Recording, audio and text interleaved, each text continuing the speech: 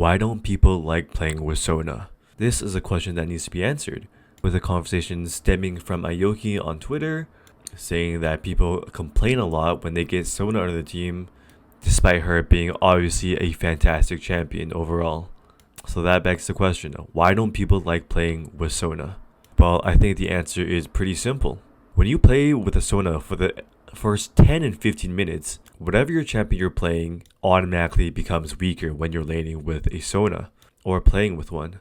Because usually when you're playing with another supporter like Pyke, Nami, Nautilus, Lulu, these champions all have fighting potential early game.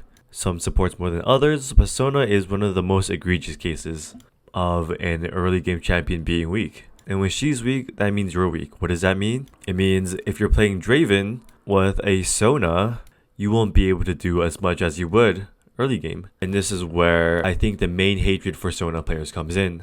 Because League of Legends is a really early game based game. And when you're learning the game, you learn that the first 10-15 minutes of the game are extremely crucial and important to the final outcome of the game, and often decides whether you win or lose. By needing to play with the Sona, you're suddenly not playing to fight for the early game anymore. Instead, you're trying to play to survive the lane and wait till 15 minutes to scale and then win. And that's where the mismatch and incohesion comes in, which is ultimately where this hatred for Sona comes in. It's because to play with a Sona, you need to be able to adapt to a support, instead of the other way around where the support needs to usually adapt for you. Not many people have the patience or want to play to scale because they think playing to scale will often result in a loss.